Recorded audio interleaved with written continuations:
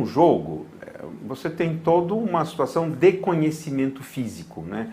Do material, das regras, enfim, tem todo o conhecimento social, obviamente, etc. E você tem uma colocação de problemas que o jogo faz, né?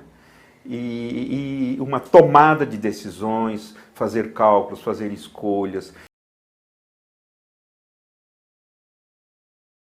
No caso do jogo, né, eu gosto de trabalhar em dois momentos, né?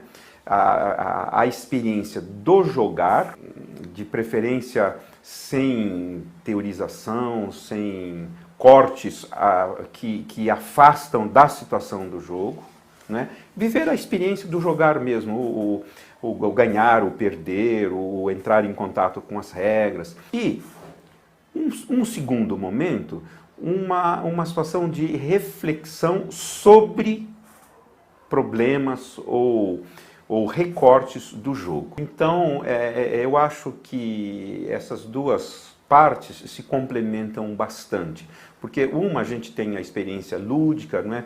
A gente tem o sujeito como protagonista, né, das suas ações, o sujeito sem uma mediação, digamos, externa do professor, enfim, o sujeito por ele mesmo, ou a sua equipe, né, por ela mesma.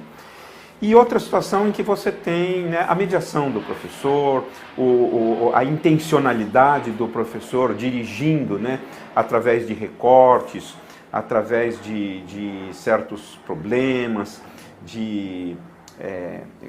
colocando questões, ou chamando a atenção para certas coisas que aconteceram na situação do jogo.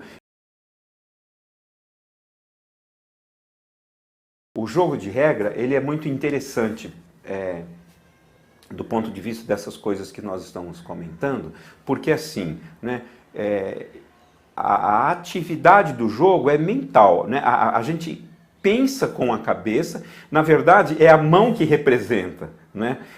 Porque eu tenho que pensar com a cabeça, dialogar com a minha cabeça ou dos meus colegas, mas vamos pensar num jogo de um contra um, né? Então eu penso, não, se eu fizer tal coisa, se eu jogar a peça para tal lugar, se eu fizer tal coisa, ou onde é melhor eu tentar acertar, por exemplo, a tal argola, enfim. Então há toda uma elaboração mental que dirige, que orienta, que determina a melhor ação.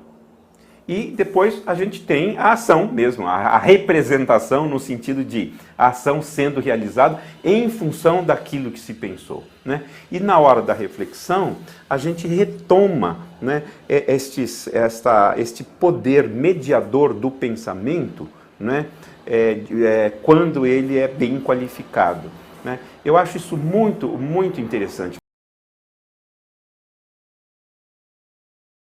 Eu acho que o jogo, ele permite de um modo assim, calmo, de um modo que não precisa ser, o jogo de um modo que não precisa ser com muito falatório, com muita teoria e tal, ele permite colocar essas questões, né, de um modo que as crianças entendem, de um modo que as crianças vivem na sua experiência do jogar e que elas podem então, elas podem então concluir que o jogar bem, ou seja, o compreender melhor a situação de jogo, promove um ganhar, se sair bem, um bem as jogadas, né? Da mesma forma que um jogar certo, um respeitar o colega,